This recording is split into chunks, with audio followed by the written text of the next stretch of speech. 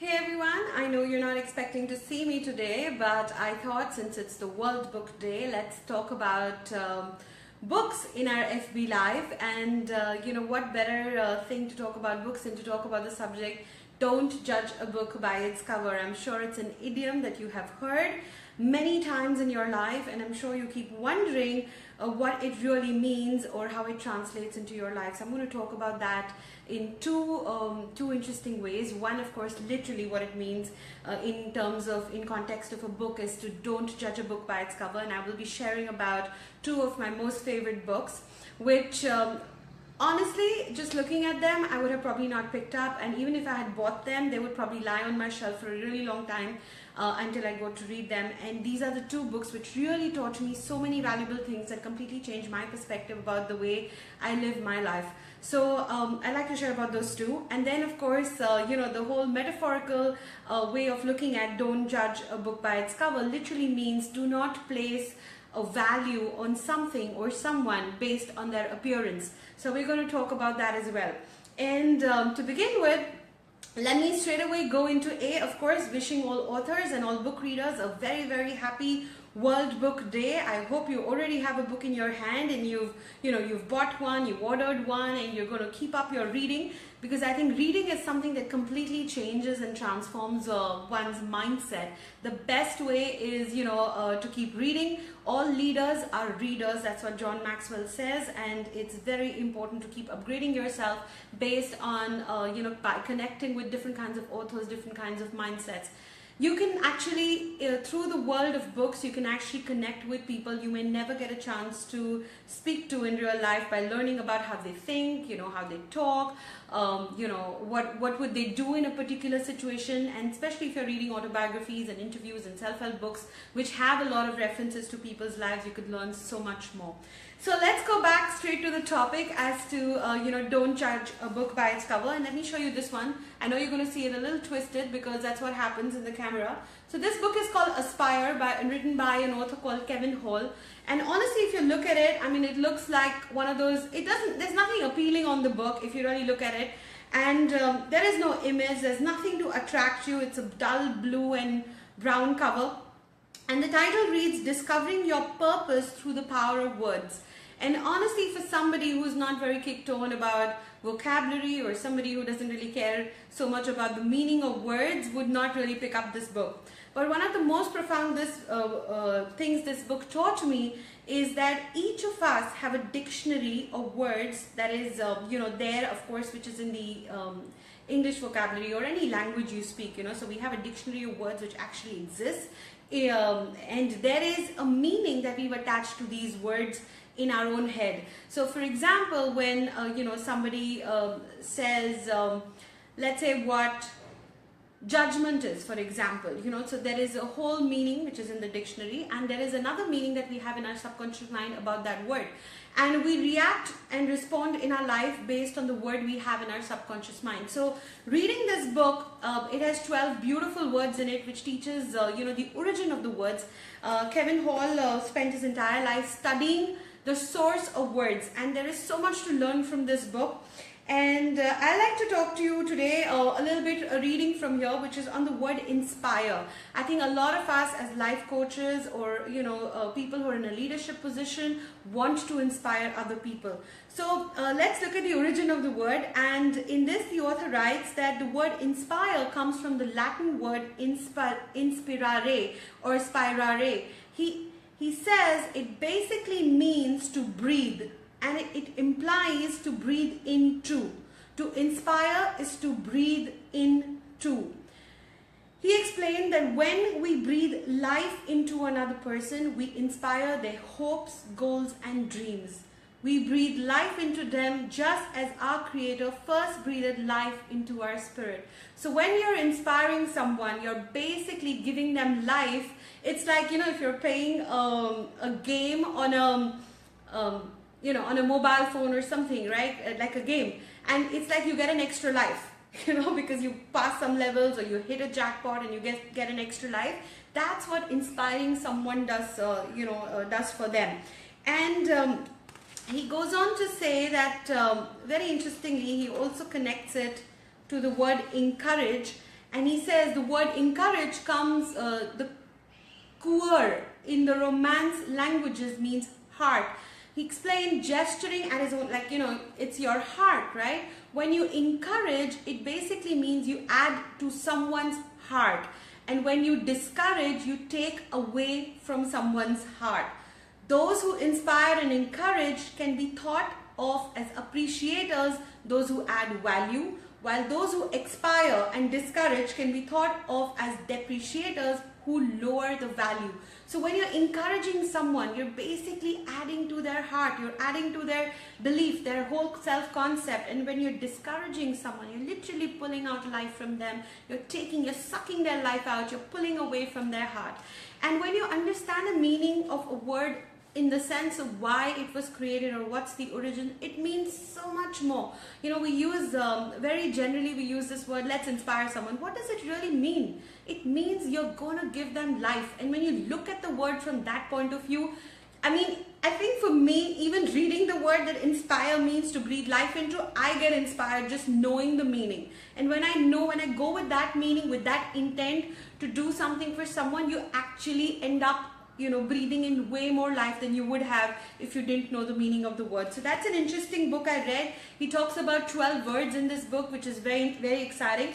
The other book that I want to talk about, again, I think another book which I know it's a bestseller. It's a New York Times bestseller, but if you really look at the cover, it's old school. And it says The 21 Irrefutable Laws of Leadership.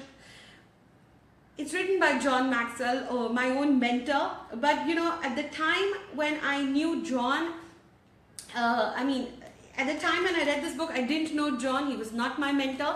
And in fact, this is the first book which I ever read which connected me to John, which inspired me to go and join his course and learn stuff from him directly and become a John Maxwell team coach.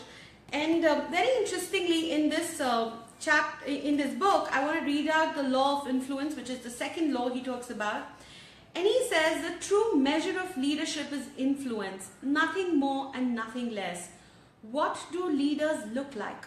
I think one of the big questions we have in our mind, if I was to ask you, what does a leader look like? We will always have this stereotype image of somebody who's very well dressed, who's straight, who's tall, who's got this persona or charisma around them, which is very attractive. They speak fluently. They have a strong personality. Wouldn't that come to your mind as well? Yeah. So he says, what do leaders look like? Do they always look powerful, impressive, and charismatic? And how do you measure the effectiveness of a leader? Can you put two people side by side and instantly tell which is the better leader? These are questions people have asked for hundreds of years.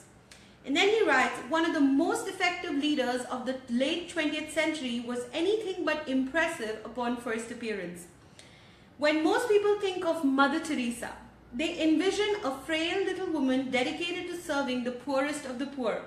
That she was, but she was also a tremendous leader.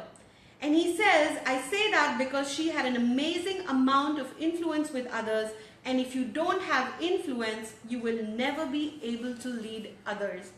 And at the end of this chapter on law of influence, he has an amazing quote, which is my absolute favorite. He says, he who thinks he leads but has no followers is only taking a walk. If you can't influence people, then they will not follow you. And if people won't follow, you are not a leader. So basically, this book taught me what it takes to actually become a leader of any organization. And he says it's all about influence. As long as you can influence people, with a common vision, with a shared vision, they are willing to go with you on their own accord. That's when you're a great leader. It doesn't always have to be the person in the position. It doesn't always have to be somebody in the management. It doesn't have to be the entrepreneur. Sometimes the softest person in an organization is a big influencer. And if you're leading an organization, all you have to do is connect with that influencer. And, as long as you can influence the influencer, you've got the whole organization under you. You don't have to go individually and influence everyone. So these are the kind of books that exist, which tell you that, when you look at the cover, you probably don't know what it's going to contain. But when you actually start reading these books, there could be so much more profound things you could learn as a result of just reading, just reading these books. There is so much content out there. There's some more books I could name which would do the same for you. The Power of Habit is another very good book to read. There's Mindset. There is The Slight Edge. There is Above the Line. These are some of the books which you pick up and you're not too sure. Peak, of course, is another one. You're not too sure whether you want to read them, but they have such good content. And Psycho-Cybernetics.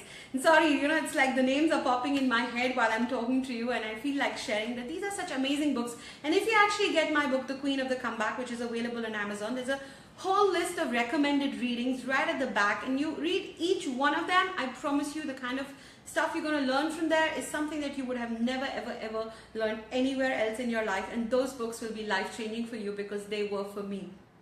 So that's a bit on Don't Judge a Book by its cover. And as I said, don't judge human beings. That's what John Maxwell said. Mother Teresa doesn't look like a typical leader, but she was. And, she had huge influence.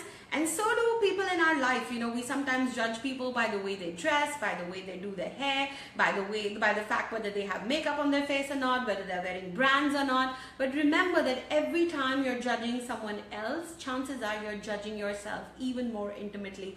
And it's destroying your self-confidence, and you're discouraging your own self.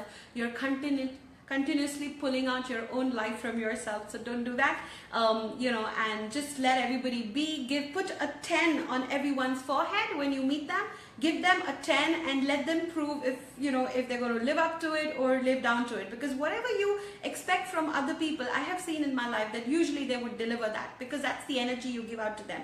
If I look at someone and I think that this person does not have it in them to do the kind of work I want them to do, what kind of energy I'm throwing out to that person? Very negative, right?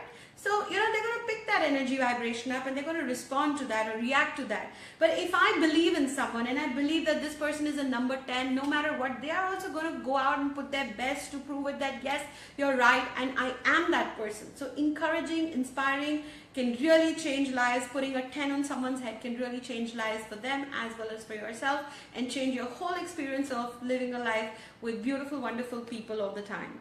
And I have Dr. Mohitar asking me a question. Can we put courage in someone by discouraging the person by challenging him?